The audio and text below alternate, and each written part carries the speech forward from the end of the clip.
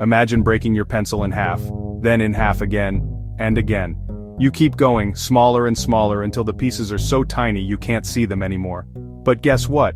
Even then, you're still not at the smallest part of it, because inside that tiny piece is a whole invisible world, so small, it's like a universe hidden inside everything. That's the world of atoms. Atoms are the tiniest building blocks of everything around you, your clothes, your lunch, your phone, even you. And the cool part? They're not just blobs, they have parts, they have personalities, they're like little solar systems with their own set of rules. Let's peek inside an atom and meet its three main players. First up, the proton. It lives right in the middle of the atom, in a place called the nucleus. And it's always positive, literally. It has a positive charge. You can think of it like the team captain, strong, confident, and right at the center. Next, we have the neutron. It also lives in the nucleus with the proton, but it doesn't pick sides. It's neutral, no positive, no negative, just chill. Think of it as the peacekeeper of the atom. And then there's the wild one, the electron. It doesn't stay in the center. It zooms around the outside of the atom, moving super fast. Electrons have a negative charge and they're full of energy. Imagine bees buzzing around a hive. That's what electrons do around the nucleus.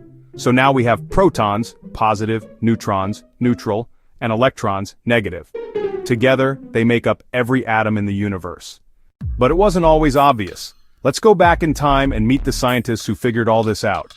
Over 200 years ago, a man named John Dalton had a big idea. He thought everything was made of tiny, hard balls, kind of like marbles. Simple, solid, and unbreakable. Not bad for a first guess. Then came Thomson. He discovered something new, tiny particles inside the atom called electrons.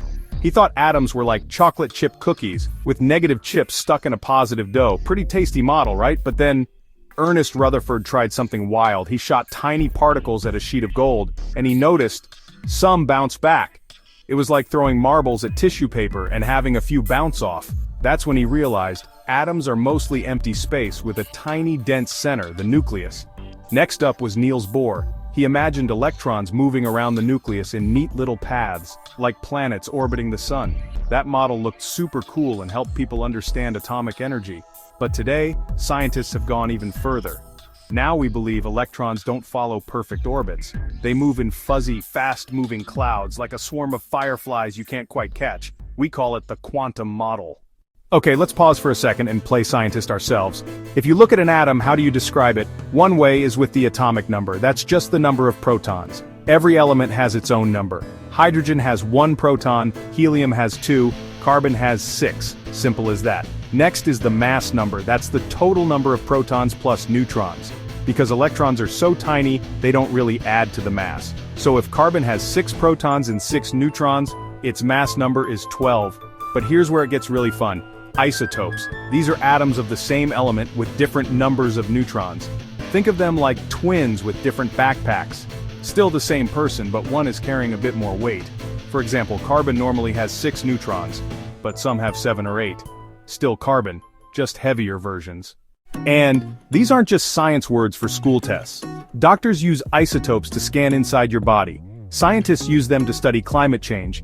Even your smoke detector? It works because of a special isotope. This tiny atom stuff? It's literally saving lives. So here's a little quiz for you. If an atom has 6 protons, 6 electrons, and 7 neutrons, what's the atomic number? And what's the mass number? Drop your answers in the comments. Alright, before we go, look around your room, pick anything. A lamp, a shoe, a snack. Now ask yourself, what atoms are inside it? What little universe is hiding in plain sight? You've just started your journey into the invisible world that makes everything possible. And next time, we're diving into the periodic table, the coolest chart ever invented. It's like a superhero lineup of all the atoms in the universe. So, hit subscribe, give us a thumbs up, and stay curious. Because science isn't just in textbooks, it's in you, every single atom.